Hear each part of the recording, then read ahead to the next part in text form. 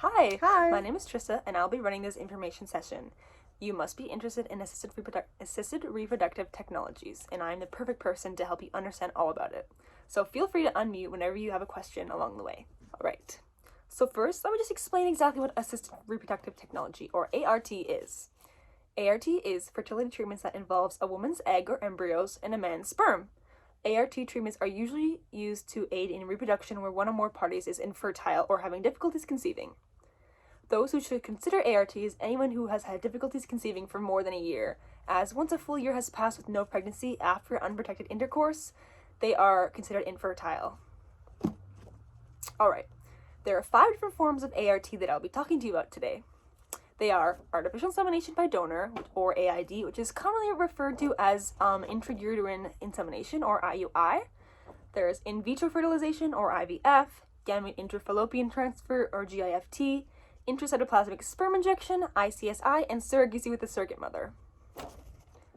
I'll go over the information for all 5, including their costs, lengthiness, invasiveness, and I'll just give you a bit of a more of an idea of what your options are. And after, please let me know which one you're thinking is the best for your partner, and I'll elaborate more after. Alright, so first we have AID. This procedure is usually around $1,000 to $1,500. It is only a 15 to 20 minute procedure and is not too invasive, as it is just a catheter inserted into the vagina and into the uterus, similar to that of a pap smear. Second, we have in vitro fertilization, which is usually around $8,500 or $10,000 for one cycle.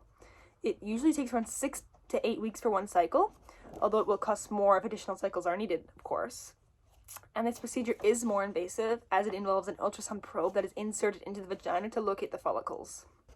Third, we have gamete intrafallopian transfer, which is usually around $15,000 to $20,000 for each attempt, and it is more expensive since it is a surgical procedure.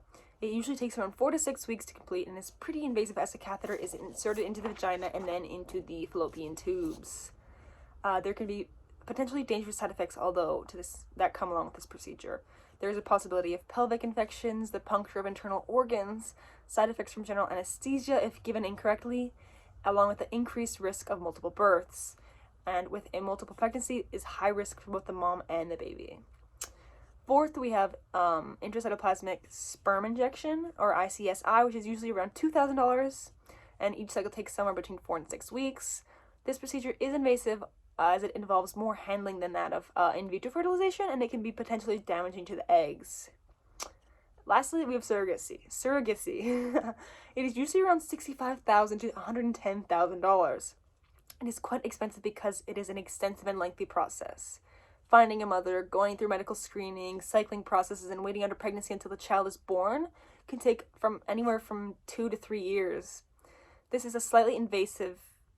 process is slightly invasive for the mother and the egg donating mother, as it is like the in vitro fertilization process. Is there any that you're more interested in that you think would be more suited for you and your partner? Yeah. I think I was interested in the artificial insemination by donor. Do you think you could explain a bit more about that? Oh yeah, sure. Artificial insemination by donor is a great choice and is on the less expensive side.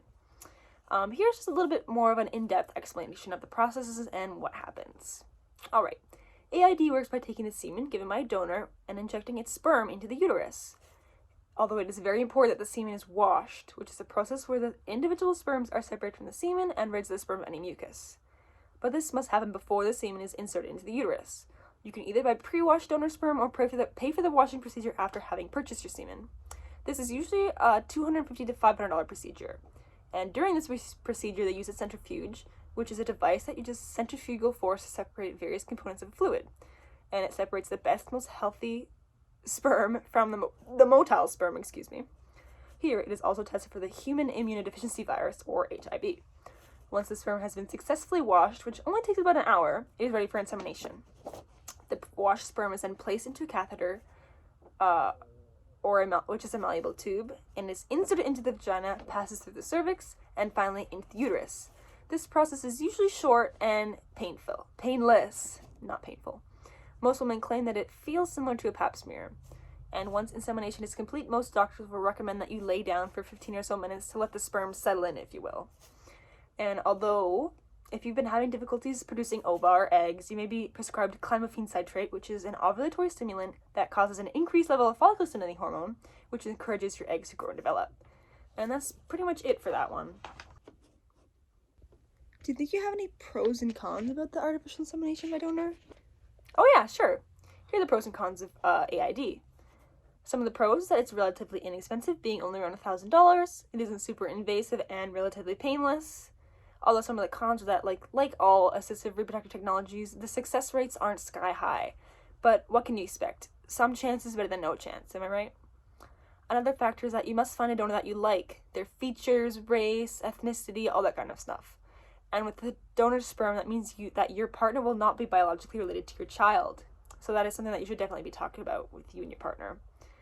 And that is pretty much all for the pros and cons. Do you think you could talk to me about the ethics about it all? I'm kind of worried about that. Oh yeah, sure. There aren't too many ethical problems when it comes to this procedure, but there are a few you should consider. One being that your child will not be biologically related to your partner. This could pose a big problem for you, or it could be no problem at all. This fact seems to be the main ethical problem when it comes to AID, as I think some people feel that you should adopt instead of having AID, but it is totally 100% your choice. The second iffy ethical point is that during some procedures, multiple eggs are being produced, and with that, there's a chance of multiple pregnancies to ensure that you'll get a fertilized egg and a developing embryo. But with multiple pregnancies comes selective abortions, so if you're religious or strongly against abortions, this may pose a big problem to you. And finally, an issue could be the motivation for wanting AID or ART in general.